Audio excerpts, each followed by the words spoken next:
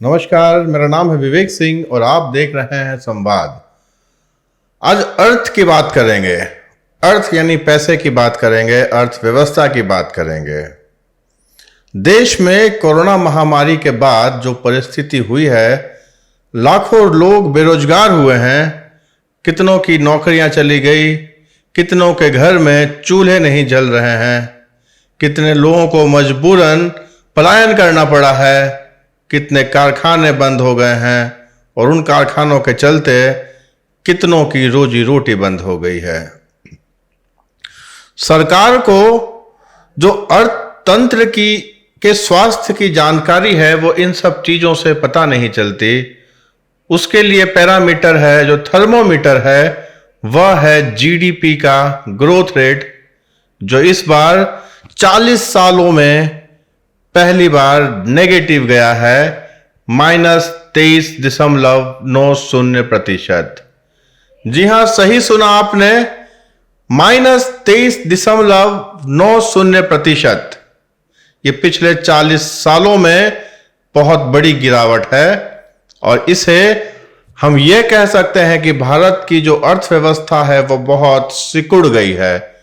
हमारे साथ चर्चा करने के लिए मनीष जी हैं, जो कि चार्टर्ड अकाउंटेंट है। मैं उनसे कहूंगा इस चीज को जरा प्रकाश में डालें इन चीजों पर। उससे पहले मैं अपने दर्शकों को, संवाद के जो व्यूअर्स हैं मनीष जी, उनको एक सरल भाषा में जीडीपी समझा देता हूं। जीडीपी का जो मतलब होता है हिंदी में सकल घरेलू उत्पाद। सकल मतलब साल भर, यानी कि साल भर जो भी देश में उत्पादन हो रहा है उसे सकल घरेलू उत्पाद कहते हैं। और जो इसका ग्रोथ रेट है वो कंपेयर इसलिए इस तरह से किया जाता है कि पिछले साल पहली तिमाही में मान लीजिए कि 100 प्रोडक्शन था और इस बार 105 हुआ, तो 5% जो है उसे ग्रोथ कहते हैं। मैं सही कह रहा, अगर गलत कहूं तो आप टोकिएगा मुझे, क्योंकि हम अर्थशास्त्र के जानकार नहीं है उतने। अब इस बार जो वित्त मंत्रालय कर भारत सरकार ने जो रिपोर्ट जारी की, उसमें यह साफ पता चलता है कि -23.90% है। मनीष जी, किस तरह से लेंगे इस पूरे मुद्दे को? क्या चिंताजनक बात है ये? धन्यवाद विवेक जी, पहले तो आपके शो में आमंत्रित करने के लिए। चिंता का विषय तो है, लेकिन जैसा कि आपने अपने ओपनिंग स्टेटमेंट में बताया कि ये महामारी के चलते हुआ है, सिर्फ पूरी दुनिया में हुआ है, ऐसा नहीं है कि खाली हिंदुस्तान में हुआ है, पूरी दुनिया में यही हाल है। मार्च से लेके अप्रैल और मई, ये 2 महीने तो कंप्लीट लॉकडाउन था पूरे हिंदुस्तान में। जून महीने में पहला अनलॉक हुआ और अनलॉक होने के बाद धीरे धीरे इकोनॉमी पटरी पे आ रही है, लेकिन जो -23% है, नो डाउट बहुत ज़्यादा है।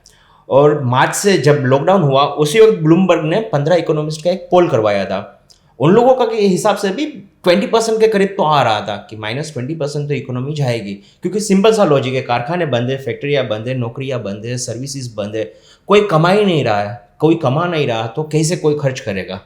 कोई खर्च नहीं करेगा तो जीडीपी पे ऑब्वियस चीज़ असर पड़ने वाला है कि ना सुई बनी है ना कार बनी है, कोई चीज़ नहीं बनी है पूरे 3 महीने के दौरान। तो एक्सपेक्टेड था, लेकिन चिंता का विषय, क्योंकि आगे भी ये हो सकता है, इसलिए ये चिंता का विषय है। लॉकडाउन के दौरान आरबीआई के पूर्व गवर्नर रघुराम राजन, आरबीआई के पूर्व अधिकारियों ने और आरबीआई ने भी चिंता जाहिर की, यह व्यक्त की कि अर्थव्यवस्था में जो जीडीपी है वो बहुत ही निचले स्तर पर जाएगी। लेकिन हमारे देश की जो सरकार थी उसने जान है जहान पर जान है तो जहान है पर कायम रहे, लॉकडाउन रहा। ये इसलिए किया गया था कि कोरोना के केसेस कम हो, डेथ कम हो, मगर आप देख रहे हैं कि कोरोना केसेस में भी हम नंबर 3 पे पहुंच गए हैं। डेथ रेट भी जो भी इन्फेक्टेड कंट्रीज हैं वहां तक हो गया। हिंदुस्तान को सबसे ज़्यादा नुकसान हुआ, सबसे ज़्यादा असर हुआ लॉकडाउन का, और सिर्फ हमारी ही इकोनॉमी 23.90% तक गिरी है। ब्रिटेन की इकोनॉमी 20% गिरी है। इस तरह से कई और देश हैं, चाइना को कुछ खास फर्क पड़ा नहीं और अमेरिका को भी कुछ खास, जितना फर्क हमें पड़ा है उतना फर्क नहीं पड़ा। धन्यवाद विवेक जी, आपने ये सवाल पूछा। सबसे पहले तो एक चीज़ है सिंपल सा लॉजिक बताता हूँ कि हम लोग फास्टेस्ट ग्रोइंग इकोनॉमी थे, ओके। समझ लिए 2 बंदे हैं, ओके, एक हर महीने 100 रुपया कमाता है, दूसरा 40 रुपया कमाता है, दोनों का एक साथ बंद हो जाता है, तो एक का नुकसान हुआ 100 का, दूसरे का हुआ 40 का। तो आप ये नहीं बोल सकते कि 40 वालों ने ज़्यादा बेहतर किया है। सी हम लोग फास्टेस्ट ग्रोइंग थे। उन देशों की जो आप बात कर रहे हो 20%, 21%, 22% जिसका हुआ है, उसका ग्रोथ रेट जीडीपी 1%, 2%, 3% था। हमारा 8% था। 8% से हम लोग -23 में आए, वो लोग 2% से -20 में आए, तो फिर भी 6 बेसिस पॉइंट से तो हम आगे ही है। सी दोनों का कंपैरिजन तो ऐसे ही होगा ना कि उन लोगों का ग्रोथ रेट, एक बंदा 100 कमाता था, दूसरा 40 कमा रहा है, अब 100 वाले का भी 0 हो गया, 40 वाले का भी 0 हो गया। तो आप ये तो नहीं बोल सकते कि 40 वाले ने अच्छा परफॉर्म किया। लेकिन इसमें सरकार जो है, निर्मला सीतारमण का बयान था एक्ट ऑफ गॉड, उन्होंने एक्ट ऑफ गॉड कहकर शायद अपनी जो रिस्पॉन्सिबिलिटी है उससे बचने की कोशिश की।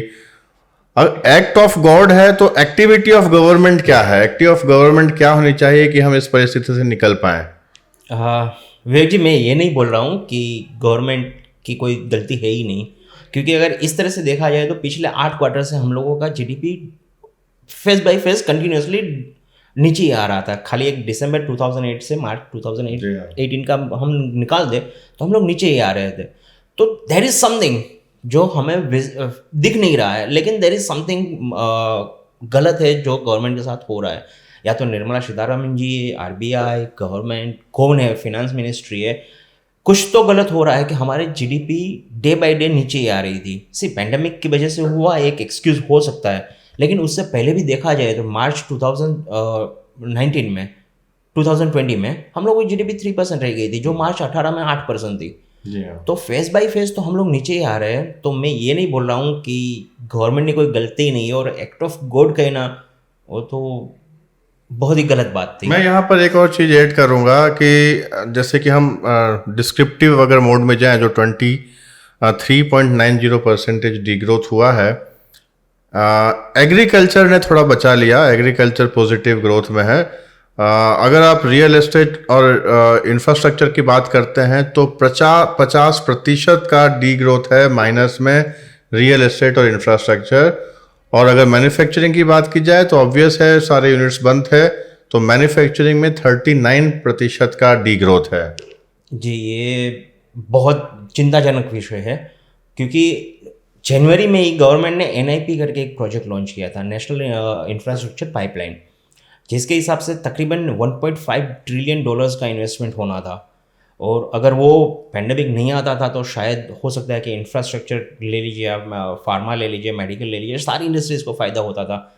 लेकिन अब एग्रीकल्चर ने बचा लिया है, वो तो सही बात है। और बरसों से हम भी यही कह रहे हैं कि इंडिया जो है वो एग्रीकल्चर कंट्री है, तो गवर्नमेंट को चाहिए कि उसके ऊपर ज़्यादा ध्यान दे कि ग्रोथ में एक ही चीज़ है।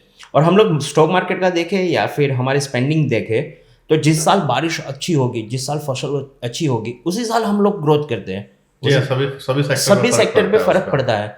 तो सरकार को चाहिए कि एग्रीकल्चर पे ही ज़्यादा ध्यान दे और इंफ्रास्ट्रक्चर पे, रूरल इंफ्रास्ट्रक्चर पे ज़्यादा ध्यान दे कि फार्मर को एक्सेस मिल जाए, फार्मर को अच्छी क्वालिटी की बीज मिल जाए, अच्छी मशीनरीज मिल जाए। तो फार्मर ही बचा सकते हैं देश को अभी तो, क्योंकि फ्यूचर भी अगर हम लोग देखें तो अगले 3 क्वार्टर्स भी कोई ज़्यादा उछाव नहीं आएगा किसी भी सेक्टर में सिवाय फार्मिंग। हम अपने 2 मंजिला कंक्रीट के मकानों में बैठकर संवेदना व्यक्त कर सकते हैं उन मजदूरों के लिए, उन किसानों के लिए जो इस माइनस जो जीडीपी है, जो डी ग्रोथ है, उसके कारण भुगतना पड़ रहा है। जिन लोगों के घरों के चूल्हे नहीं जल रहे, हम अपने यहाँ बैठकर उन लोगों के प्रति संवेदना व्यक्त कर सकते हैं, मगर हमारी संवेदना उन लोगों के लिए खास मायने नहीं रखती, क्योंकि वो जद्दोजहद कर रहे हैं, दिन प्रतिदिन अपने ज़िंदगी के साथ में जीने के लिए जद्दोजहद कर रहे हैं। और एक्ट ऑफ गॉड के भरोसे तो हमें रहना नहीं होगा, क्योंकि हम अपने सरकार से ये उम्मीद रखते हैं कि वह कुछ एक्टिविटी करे और एक्ट ऑफ गॉड की बात ना करे। मनीष जी का बहुत बहुत धन्यवाद, हमारे साथ आए। संवाद से जुड़े रहिए। संवाद समाज के जुड़े हुए हर मुद्दों पर चर्चा करेगा, अवलोकन करेगा, और संवाद आपके और हमारे बीच होगा। नमस्कार, जय हिंद।